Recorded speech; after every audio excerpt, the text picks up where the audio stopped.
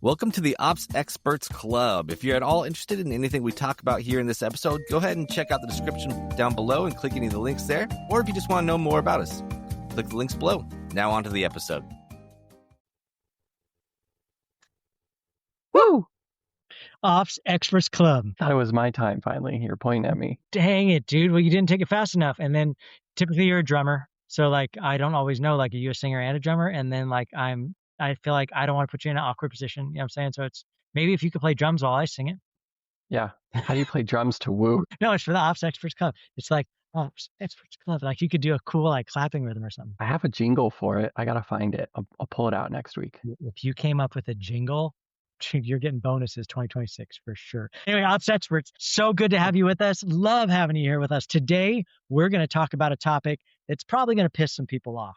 And if you're a visionary listening, I just want to say out of the gates, this was Terryn's idea. And so I apologize for it out of the gates, but I think it was a good idea nonetheless. So here's the topic for today's study, and that is how to tell your visionary no. Oh, Ooh. shoot, those are fighting words. You're on the wrong side of that. And you're on the wrong side of that spear, you're going to get gored. You know what I'm saying? Like you're on the wrong side of the bowl. You don't have that cute little cape and following those tights on. You are going to get it. You're going to get the horns, bro. That's how it's going to work. Yeah. Terryn, how many calls have you been on where you have seen like the visionary go full bull, like full charging with the horns based upon purely not receiving the answer that they wanted to receive? I've probably been on more calls that it's happened than it didn't happen. I feel like visionaries, here's the thing is, typically this is what I would say with visionaries. They don't want to be on meetings anyway. They don't like being on meetings. But the one thing that they're there to do to be on meetings is to tell you what to do and what they want to see. So then when they don't like meetings, don't want to be on meetings, tell you what they want to do, and you tell them no, oh my gosh, we are at the pinnacle of pissed. This is like pissed off mountain. And dude, we just reached it, Terryn. And that's when you are going to get the horns. What do you think about that? Yeah, for sure. I mean, that's exactly where it goes. It's always tough, having a meeting with a visionary because, Man, I just think here's the thing. And visionaries, don't think this is your license to get out of meetings. I actually think this is your growth opportunity, right? Like all of us are looking for growth opportunities. There are all kinds of things that all of us don't want to be doing. Honestly, probably for your team, half the stuff you're asking them to do, they didn't want to do, but they're doing it because they want you to be happy, right? So your kindness that you can give back to them is show up on a meeting, suffer through it if you need to, and be kind as you do. But realize this is that not every request can be a yes. Terryn, you want to talk about that a minute? Why can not every request? Terryn, I'm a visionary. This whole company's mine. I say what goes here. Why can't everything that I say be a yes? I think the big thing that I always have to remind visionaries is things sound simpler in your mind than they are to do the work for. And so you probably do not realize what your team is doing with all their time and how long it's going to take them to do that. And so you don't know what they're still in the middle of doing from the last time you ranted. And so what's still not completed from them? What are we working on still? Ranted's such a hard... Right? Let's soften that. Let's soften that because we're already pissing people off. Since the last time you gave them a really good idea, go ahead. Yes, that one. Yeah, and so what might sound like a very simple request, and I heard one today, and it was like, oh yeah, in the future we should look into this. And in my mind, I'm thinking like, I can't even fathom all of the decision trees and issues that go along with trying to figure out what to you sounded like a really simple task, but to me could end up being like a 5-hour headache and $100 a month in new apps you have to purchase to make it happen. So it's just two different worlds, it's dreaming and it's doing. Yeah, realistically, so I think in a lesser hostile environment, we should probably retitle this message Prioritization in Chaos, how to make smart decisions under pressure, right? Like how do you make smart decisions? All of us want to make smart decisions. Visionaries, like let's just be honest. You just got to be kind and honest to yourself. You do cause a little bit of chaos. Probably not only in your business, but probably in your marriage and your family life and all, because you're high energy. You're like, you've got big ideas, you got stuff you want to do, and you're the mover and the shaker that keeps the world moving, man. We need leaders like you. I think that you're the ones that are birthing new ideas and coming up with the cool stuff that everybody buys and everybody gets excited about. That comes out of you. I get it. That's a high pressure.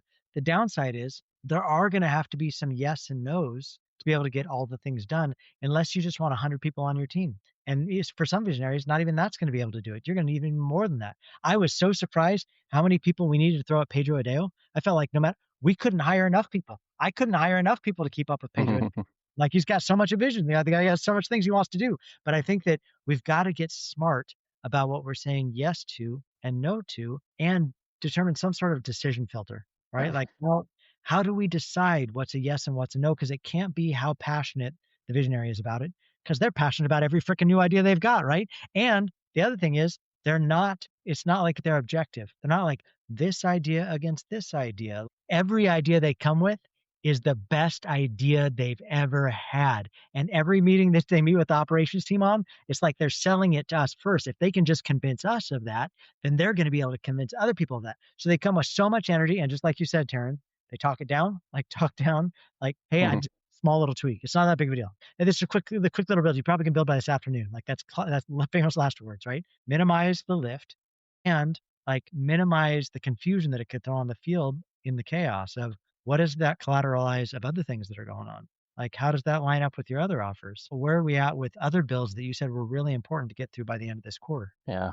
I mean, and there's always kind of a priority to be said when it comes to certain requests. Like, is it broken? That's high priority. Is it something that's been promised to people? That's high priority. Right. Obviously, that's pretty clear. That's what you need to be working on. But outside of that, we're kind of talking about like a new request, what's coming down the future. And there's a couple ways I've always dealt with that is what's on the calendar.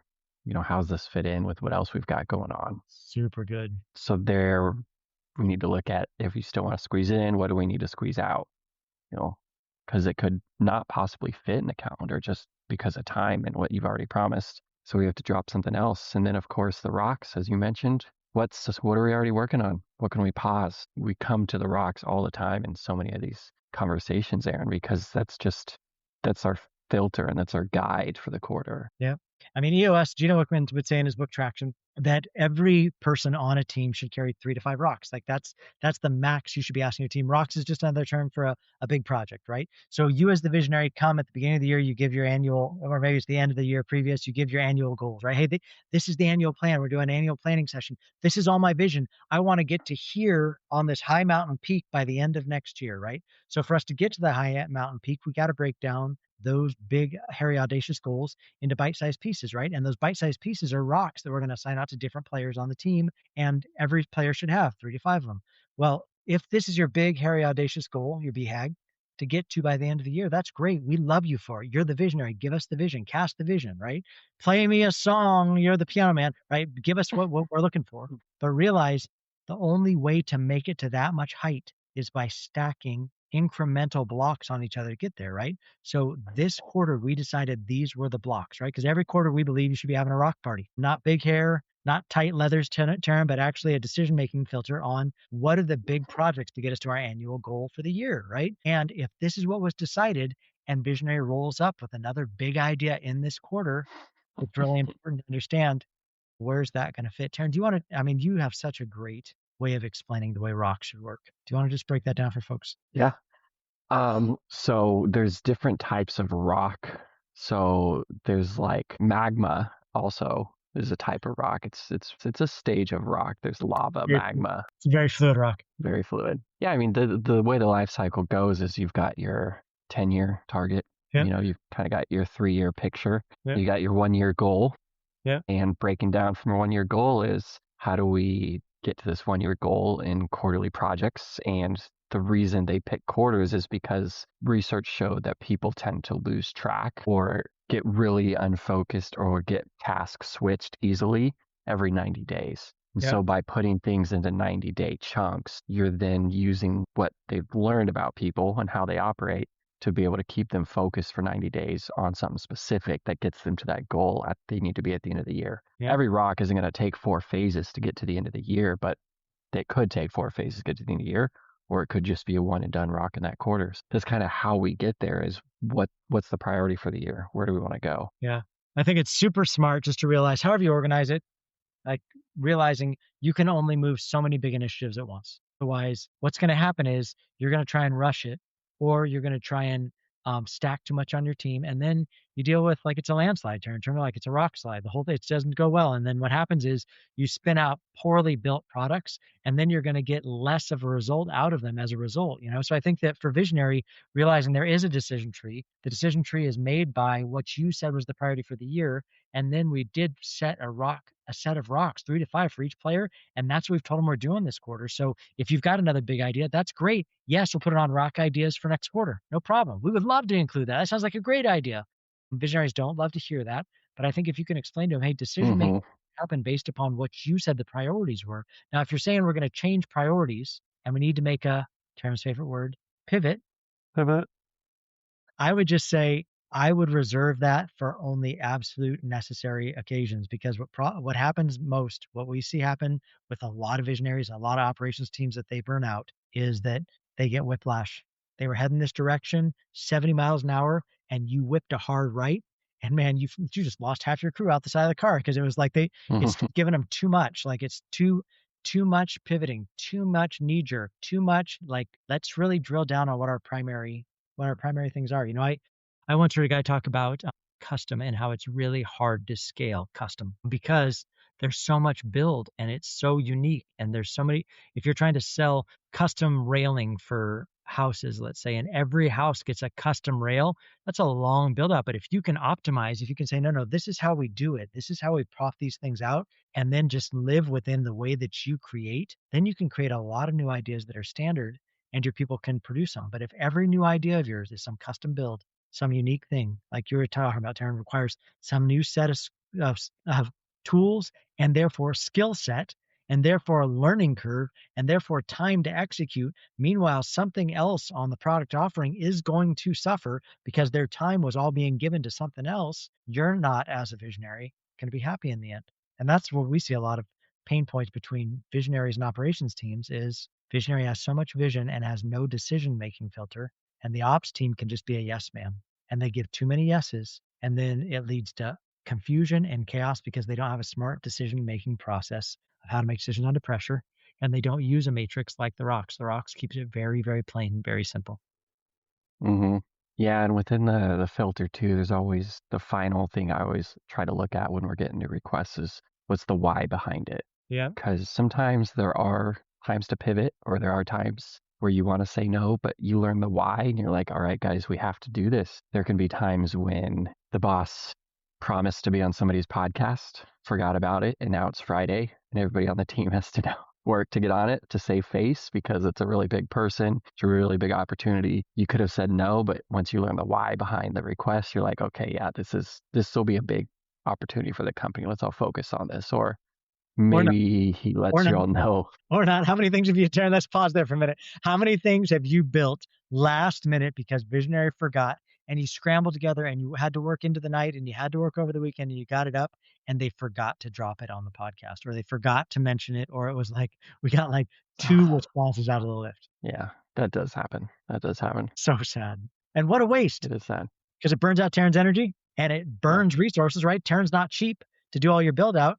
And I think honestly, Terryn's come back to me before and said, customers have circled back around and been like, hey, could you guys jump back in and do this for me? And Terryn's like giving me signals behind the scenes of like, no, I don't want to work for that guy anymore. That guy's too crazy. It's too much. I don't want to take on that kind of client right now. So if you have somebody else on the team that wants to take that on, that's great, but I don't want to do the work, and I think that that's important to realize because visionary, you probably really enjoy the team you work with, but they're going to stop enjoying working with you because they don't want to live in that kind of chaos. Nobody wants to live in 24/7 chaos for years on end. Yeah, that's for sure. I love the sprint. I love when they say it's a sprint. Hey, I just need you to do a sprint. And you're like, brother, when did we stop doing a sprint? Like, I feel like we've been sprinting for 3 years. Like, there's been no let off. Like, I feel like any marathon, you got to know, yeah, there's a time you're going to pour on the gas, but you can't pour on the gas the whole marathon. Like, that's not realistic. Nobody's going to be able to run at that pace, and people burn through team. There have been clients we picked up because we're operators that fractionally will be sourced out to help teams grow. And they're operators we watch us come onto the field, and within a month, they're like, hey, peace, Collab team's here. And they'll just bounce out because they can't take it anymore.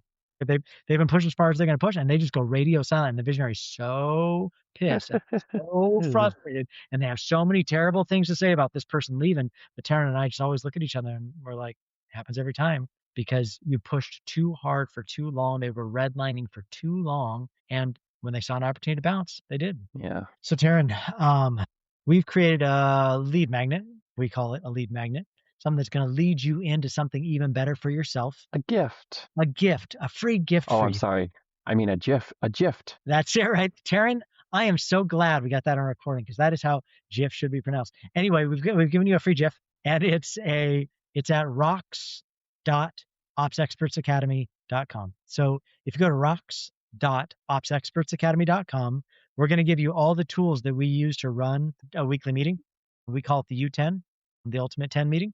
So Mm-hmm. it is a rocks spreadsheet that shows you exactly how rocks work, where you can, in a very clear way, assign the rocks, create milestones for the rocks. I think that's really big, right? You have a whole quarter. How do we know the definition of done? Well, it's by milestones that we've set, knowing that by the end of the quarter, it's going to be done. So we'd love to give you the templates for all the sheets we use in the Ultimate 10. It's found at rocks.opsexpertsacademy.com. That's awesome. And if you go to magma.opsexpertsacademy.com, you will just hit an error page because it doesn't go anywhere. So don't go there. Make sure you go to rocks. But that would be cool, like secret menu at In-N-Out. Wouldn't it be cool if like you went to .opsexpertsacademy.com and it was just like steady flow, Yes. like magma down a hill. It was like a loop video of just magma rolling down a hill. That's the thing about subdomains. We can have a million. Terryn, it's one of the best parts about subdomains. We So should anyway, publish one a day.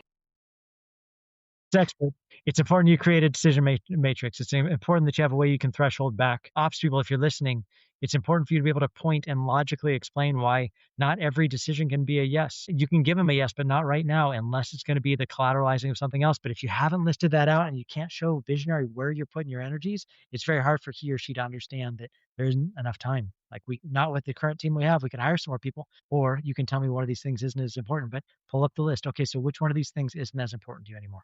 Okay, we'll push pause on that one.